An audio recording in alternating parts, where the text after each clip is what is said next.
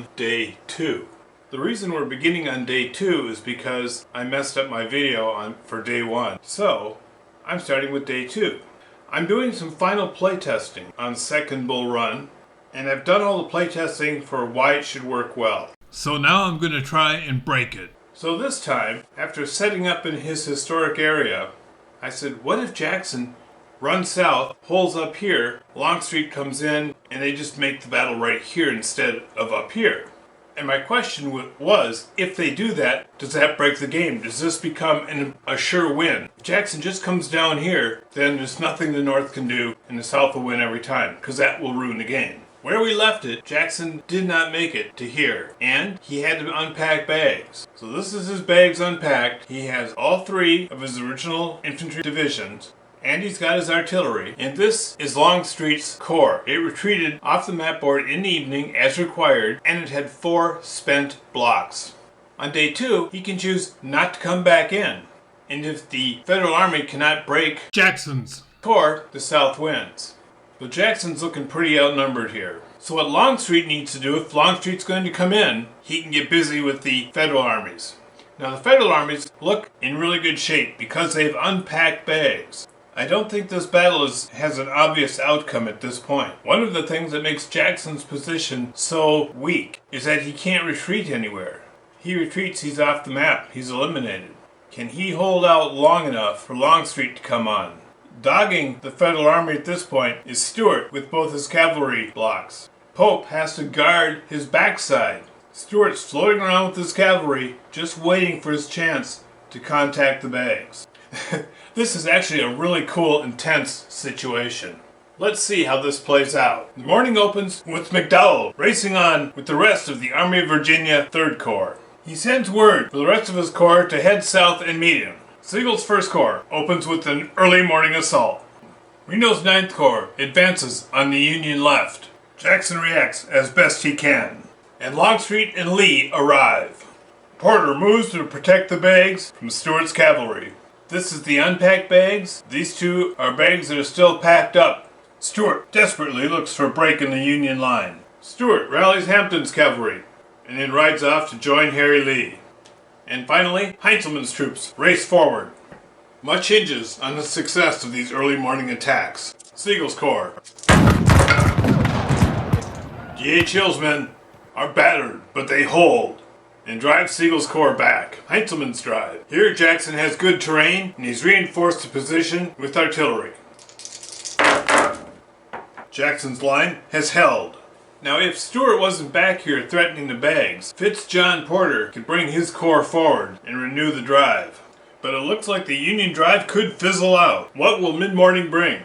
If Jackson's line had collapsed in this attack, Longstreet probably would have had to throw his spent blocks into combat. But instead, he should be able to rally this turn. Sigel rallies his corps and sends them back in. Even depleted, D.H. Hill is not certain he can withstand another attack. Seeking every advantage, Reno moves to flank the southern line. John Porter refuses his flank behind Sudley Mountain. McDowell's Army of Virginia 3rd Corps races ahead, and he calls the rest of his corps forward. And Longstreet rallies his men, and his artillery fires long range at McDowell's lead unit. He can just see them coming in around the bend. He peppers Ricketts' men with round shot. Stuart maintains his threat. If Schenck's men do fall back, Stuart's men are ready. Jackson pulls back his threatened flank, and Heintzelman rallies his men and sends them forward, though because Jackson fell back, it'll be without a little help from their friends. And the mid-morning combat. Fighting is heavy, indecisive, and both formations are out for the count. Exhausted Union troops try one more time. Jackson's artillery is lost, but Heintzelman's drive was driven off. And Reno's screening effort. And they fall back.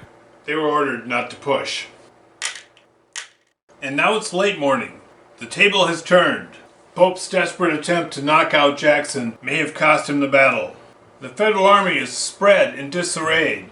Its 2 strongest corps have just been destroyed. This is all the Union baggage.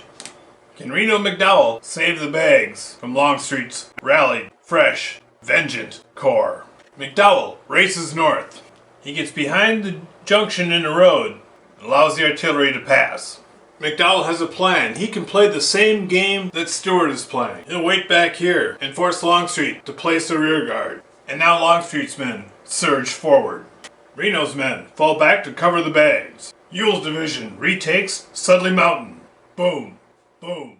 And now it's midday. Will the North be able to seize the bull by the horns and get someone in between the Confederates and their bags? Fitz-John Porter rises to the challenge. But if he simply tries to interpose himself, he's in the enemy field of fire, and he must contact an enemy unit. The problem is, he can't attack both enemy units. He can attack one or the other, and whichever one he attacks, the other one will get to the bags.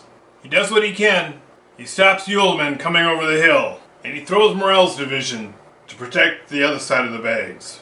Longstreet is activated. Anderson contacts the bags, but these bags have not yet moved. So at the beginning of the combat phase, they may not be there. Nevertheless, his men push forward.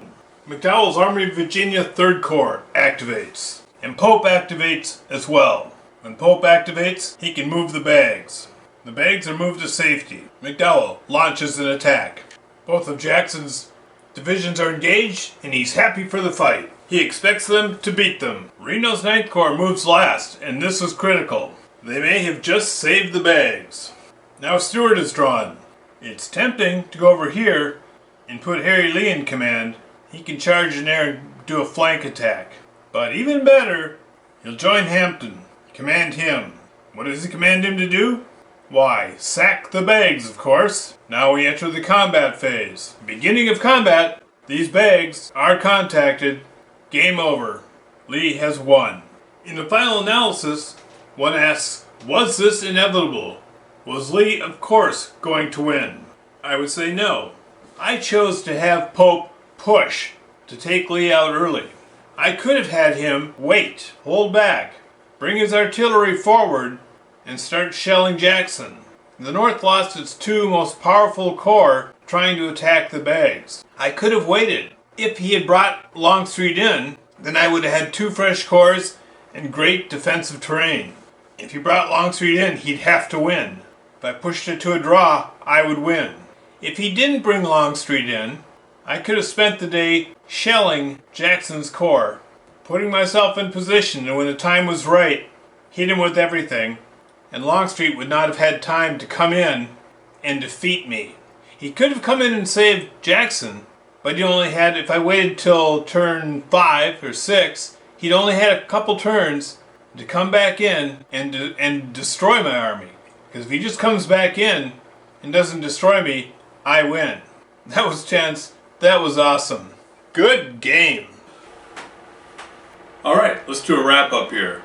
One thing I'm going to change is when Longstreet is pulled off at the end of day 1, over the evening, his troops recover.